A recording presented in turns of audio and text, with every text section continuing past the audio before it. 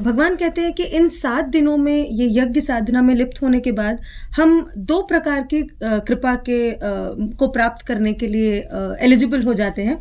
एक है श्रेयस और दूसरा है ज्ञान। इसके अलावा जब हम वेद पुरुष सप्ताह ज्ञान यज्ञ इस शीर्षक पर ध्यान दें तो सप्ताह भी यहाँ एक शब्द है, 7 अंक, जिसका शाब्दिक अर्थ है 7 दिनों का आवर्तन। लेकिन इस 7 अंक की जब हम व्याख्या करें या इस पर थोड़ा ध्यान दें तो इस 7 अंक का ब्रह्मांड की संरचना से बहुत ही ज़्यादा गहरा संबंध है। हम देखते हैं सप्त ऋषियों के बारे में हम सुनते हैं, 7 समुद्र पाए जाते हैं, 7 पर्वतों की श्रृंखला है, संगीत में 7 स्वर माने जाते हैं। और इन सभी, और भगवान सूर्य, हम सूर्य भगवान की पूजा करते हैं तो सूर्य की किरणों में भी 7 रंगों का समावेश है।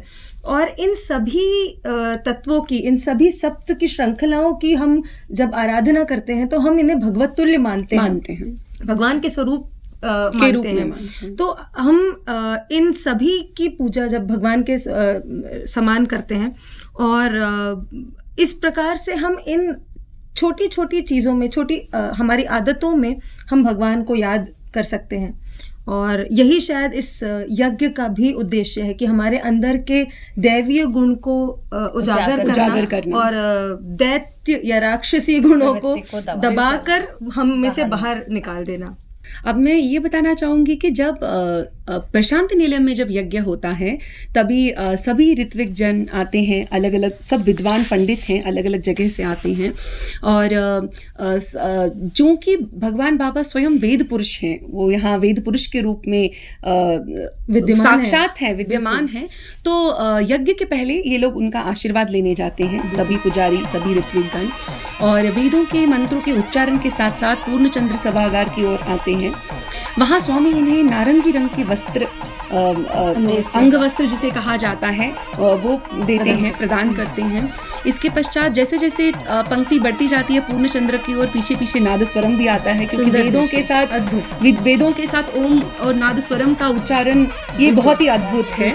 और इसके पश्चात आती है यज्ञ कुंड की। जैसे ही वो यज्ञ कुंड के पास आते हैं तो अग्नि का उपयोग करके यज्ञ की अग्नि प्रज्वलित की जाती है, और मंत्र होते हैं अलग अलग। जैसे आपने 7 बात किया सप्त का, उसका एक और महत्वपूर्ण अर्थ ये है कि यज्ञ के दौरान 7 प्रमुख देवी देवताओं की आराधना होती है, उनका आवाहन किया जाता है। तो वो 7 प्रमुख देवी देवता हैं गणेश, देवी, ब्रह्मा, विष्णु, शिव और अग्नि, सूर्यदेव। तो यदि आप देखें तो वो पूरे सभागार में अलग अलग कार्यक्रम चल रहे, यज्ञ के अलग अलग भाग और उनके कार्यक्रम चल रहे होते हैं। देवी से जुड़ी देवी भागवत हो रही होती है, सूर्य नमस्कार हो रहा होता है। तो ये 7 यहाँ ये इसलिए भी महत्वपूर्ण है क्योंकि वहाँ ये सब हो रहा है। और एक और महत्वपूर्ण बात मुझे याद आई कि जब स्वामी ने कहा कि जब आप जब हम जो 2 लकड़ियों द्वारा पुरोहित लोग प्रज्वलित करते हैं, तो स्वामी कहते हैं कि उसका एक आंतरिक अर्थ है, वो ये है कि लकड़ियों में प्रकाश कहाँ था? बिल्कुल, वो किधर था? जब आपने उनका घर्षण किया तो वो अग्नि प्रकाश आया, अग्नि बाहर आई। इसी प्रकार हम सभी में वो परम शक्ति, प्रकाश स्वरूप, दिव्य प्रकाश स्वरूप हमारे अंदर ही है।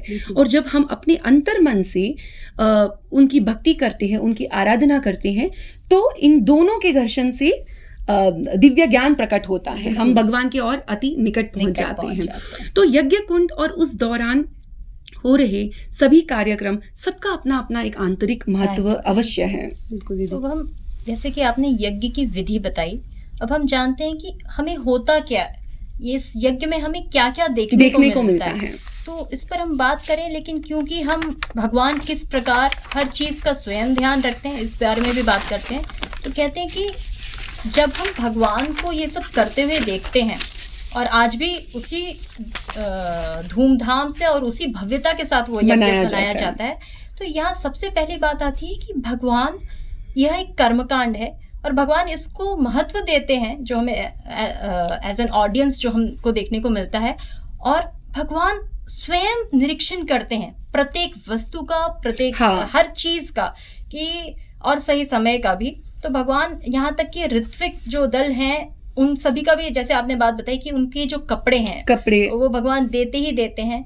भगवान ये भी बात जो 80 के दशक में जो भगवान के निकट रहे हुए भाई बताते हैं कि उन्होंने जो देखा कि भगवान इतना ज़्यादा ख्याल रखते हैं हर चीज़ का कि भगवान ये देखते हैं, क्योंकि उनमें से कई पंडित फलाहार पे रहते हैं, कुछ पंडितों को डायबिटीज रहता है, तो इन सभी बातों का भगवान बहुत बारीकी से ध्यान रखते हैं, क्योंकि उन्हें यज्ञ वेदी के सामने वहाँ कई घंटे बैठना है, पूजा में बैठना है, व्रत उनका चल रहा होगा, तो भगवान उनके लिए एक छोटा टिफिन, फलाहार और जिसकी जैसी जरूरत है वो अरेंज करके रखते हैं। और जब आपने बात करी कि 7 देवी देवता बहुत इंपॉर्टेंट है, तो इसी को ध्यान में रखते हुए भगवान पूरे हमें विधि विधान से वो सभी हमें यज्ञ वेदी जो है, वो स्टेज जो है वहाँ, वो सब देखने को मिलता है। कि आप देखेंगे कि एक तरफ सूर्य नमस्कार चल रहा है, एक तरफ हम देखते हैं कि कुमकुम अर्चना वो भी चलती है, सहस्त्रलिंग अर्चना चलती है,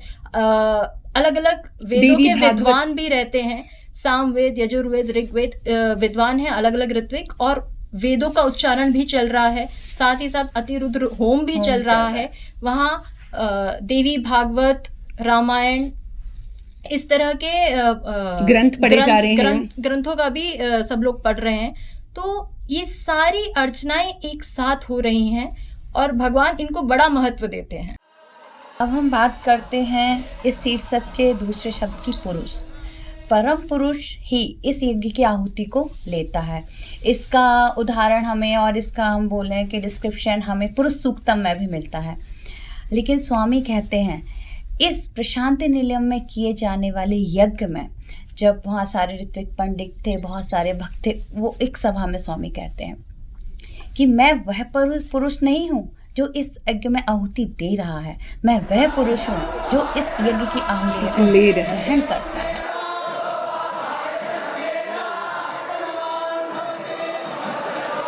यदि हम एक पल के लिए स्वामी के इस वाक्य पर यदि विचार करें तो शायद हमें ब्रह्मलोक की अनुभूति का आभास कर सकते हैं कि किस प्रकार स्वयं वेद पुरुष की उपस्थिति में देवगण, सही बात है। और जब आप आहुति की बात कर रहे हैं और पुरुष, स्वामी पुरुष रूप में, एकमात्र पुरुष रूप में आहुति को ग्रहण कर रहे हैं, तो स्वामी एक बहुत सुंदर उदाहरण देते हैं कि पिछले ज़माने में मनी ऑर्डर का प्रचलन था। तो मनी ऑर्डर जब हम तैयार करके जब हम भेजते हैं किसी व्यक्ति के लिए, तो हम जब यहाँ से उस मनी ऑर्डर को यहाँ से भेज देते हैं, उसके बाद हम निश्चिंत हो जाते हैं और हमें ये पूर्ण विश्वास होता है कि ये मनी ऑर्डर निश्चित व्यक्ति तक पहुँच ही जाएगा।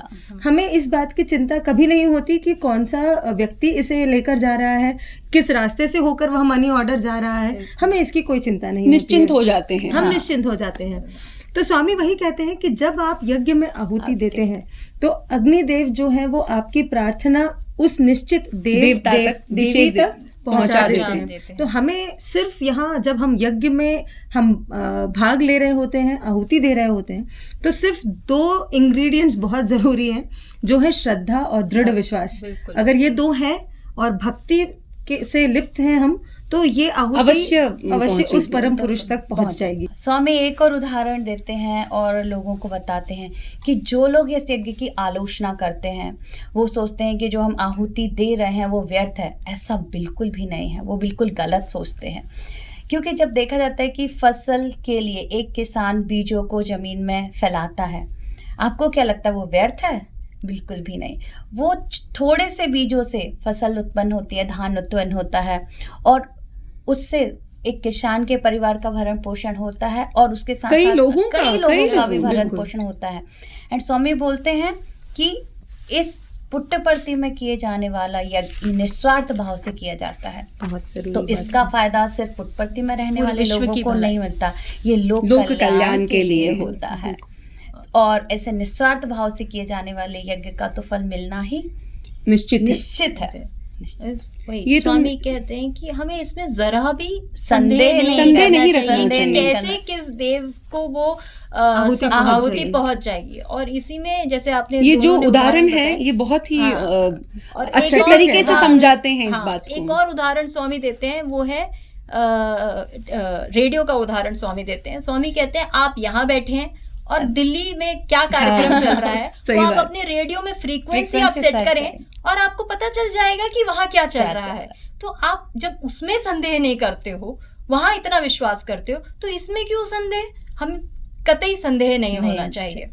और मुझे स्वामी एक और बात कहते हैं कि अभी जब हम ये उदाहरण के द्वारा हम यज्ञ से जुड़ी हुई बातों को समझने की कोशिश कर रहे हैं, तो स्वामी ये कहते हैं कि जब मैं बोलता हूँ तो तुम्हें बहुत सरल लगता है, लेकिन वो बहुत गूढ़ है। और यदि तुम निरंतर उसको समझते रहोगे, उसे उस पे अभ्यास करोगे, तो तुम उसके आंतरिक अर्थ को समझ पाओगे और इस प्रकार जीवन में आचरण करने से तुम्हें ही तुम्हारा भला होगा, तुम्हारा बहुत अच्छा होगा।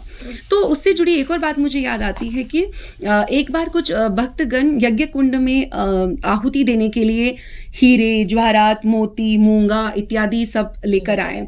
तो स्वामी ने देखा और कहा कि ये क्या है? तो उन्होंने कहा ये हम आहुति के लिए लाए हैं। तो बोले तुम्हारे जो गुण हैं, तुम्हारे गुण हैं वही आहुति है। उन गुणों को आहुति तुम दो, क्योंकि यही गुण तुम्हारा चरित्र और तुम्हारा जीवन को दर्शाते हैं, उधर आते हैं। तो स्वामी कहते हैं कि क्योंकि आहुति देने का अर्थ है त्याग करना, जैसे कि आपने कहा यज्ञ का एक त्याग भावना होती है। तो जो आप आहुति उस चीज की करते हैं जिसका आपको त्याग करना है, और हमारे अंदर ये सब गुण, ये सब क्वालिटीज जो हैं, इनका त्याग करना ज़्यादा ज़रूरी है। तो स्वामी ये बात इस तरीके से भी समझाते हैं कि देखिए पहले के ज़माने में अश्वमेध यज्ञ होता था। तो स्वामी कहते हैं उसका ये मतलब नहीं है कि अश्व को काट दिया जाए। अश्व स्वभाव से चंचल रहता है, वो अगर खड़ा भी रहेगा तो पूंछ हिलाता रहेगा, कान हिलाता रहेगा। तो चंचलता जो है वो हमारे मन का प्रतीक है। चंचल प्रभाव, हाँ, उसका प्रभाव वही स्वभाव ही है। तो जब आप यज्ञ में आहुति दे रहे हैं तो चंचलता की आहुति दे, अपने चंचल मन की आहुति दे। तो इस प्रकार प्रत्येक उदाहरण, प्रत्येक स्वामी के बताई हुई बातों को अच्छे से यदि हम निरंतर समझते रहें तो ये बहुत उपयोगी रहेंगे और हमें आध्यात्मिकता के उच्च स्तर पर हमें लेके जाएंगे। स्वामी धर्म वाहिनी में कहते हैं कि कई लोग इसे गलत समझकर पशु की बलि देते हैं इन दिनों, जबकि हमें नवरात्रि में पशु की बलि नहीं बल्कि अपने पार्श्विक व्यवहार की बलि देनी है। बिल्कुल दीदी, क्योंकि हम वेद पुरुष सप्ताह ज्ञान यज्ञ इस भव्य आयोजन की बात कर रहे हैं, पर ये भव्य स्वरूप हम आज के समय में देख रहे हैं। पर मुझे ये जानना है कि इस यज्ञ की शुरुआत कैसे हुई और कहाँ से हुई? देखिए, ये बहुत ही रोचक कथा है जो हमें भगवान के पुराने भक्तों के अनुभव सुनने से हमें पता चली है। तो कहते हैं कि भगवान, ये 1962 का वक्त था और कई भक्त जो कि कोन सीमा, जो कि आज का ईस्ट गोदावरी का क्षेत्र है, और कोन सीमा को बिलोंग करते थे, जब वो पुट्टपर्ती में प्रशांति निलयम में यहाँ से शिवरात्रि कर जाते हैं अपनी अपनी जगह, तो भगवान को बड़ा याद करते हैं कि, और फिर वो सब कुछ 4-5 भक्तों का वो ग्रुप रहता है और वे सोचते हैं कि क्यों ना हम भगवान को अपने यहाँ बुलाएं। वो जो एग्जैक्टली जो क्षेत्र था वो था अमलापुरम, कोन सीमा का ही वो, जहाँ से वो सभी बिलोंग करते थे। तो ये रहती हैं डॉक्टर सारस्वतम्मा, जिन्होंने एक बहुत ही महत्वपूर्ण भूमिका निभाई है भगवान के मिशन में। तो डॉक्टर सारस्वतम्मा और उनके साथ कई और भक्तजन जुड़े हुए थे और वे कहते हैं कि भगवान को हमें यहाँ बुलाना चाहिए। अब भगवान को बुलाना चाहिए, ये मंतव्य तो है, बहुत अच्छा मंतव्य है, किस प्रकार बुलाएंगे? तो वे सोचते हैं हमें ना कुछ सप्ताह करना चाहिए, और इस कारण वो भद्रम गारू उनके एक और भक्तगण रहते हैं भगवान के, तो भद्रम गारू से वो कहते हैं कि आप स्वामी के पास जाइए और उनसे कहिए कि हम कुछ सप्ताह करना चाहते हैं। स्वामी, आप कौन सीमा क्षेत्र में आएंगे क्या? आप अमलापुरम आएंगे क्या? हाँ। तो जो भद्रम गारू हैं वे जाते हैं और स्वामी को बताते हैं कि स्वामी, हम सप्ताह करना चाहते हैं, आप आएंगे क्या? और स्वामी बहुत प्रसन्न होते हैं। स्वामी कहते हैं हाँ हाँ अवश्य। लेकिन स्वामी उसी वक्त कह देते हैं, देखो कौन सीमा में नहीं, वहां क्यों करते हो, तुम उसे प्रशांति निलयम में करो और यज्ञ करो। अब स्वामी तो ये वापस जाते हैं। ये देखिए एक मैसेंजर का काम कर रहे हैं डॉक्टर सारस्वतम्मा के बीच और स्वामी के बीच। तो ये कहते हैं कि हाँ, स्वामी बहुत खुश हुए, अनुमति तो दी, लेकिन स्वामी कह रहे हैं कौन सीमा तक सीमित ना रखो, इसे प्रशांति निलयम में करो और यज्ञ करो। यज्ञ इनको कुछ पता नहीं रहता कि कौन सा यज्ञ। तो वो फिर पूछते हैं, स्वामी आप बताइए किस प्रकार का यज्ञ, क्योंकि इन लोगों के मन में तो रहता है कि हम कुछ नाम सप्ताह करेंगे, कि भजन सप्ताह करेंगे, इसे सत्यसाई सप्ताह कह देंगे, इस प्रकार की कोई बात इन लोगों के मन में रहती है। लेकिन जब वे जाते हैं तो उस वक्त स्वामी कहते हैं हम करेंगे वेद पुरुष सप्ताह ज्ञान यज्ञ। तो भगवान के मुख से पहली बार ये शब्द, इसका नामकरण होता है वेद पुरुष सप्ताह ज्ञान यज्ञ। और जब वे ये मैसेज लेके जाते हैं कि भगवान तो वेद पुरुष सप्ताह ज्ञान यज्ञ करने की बात कर रहे हैं, तो सभी लोग उस वक्त चकरा जाते हैं भारी कि भरकम ये क्या है, नहीं ये स्वाभाविक भी है, उनको नहीं समझा।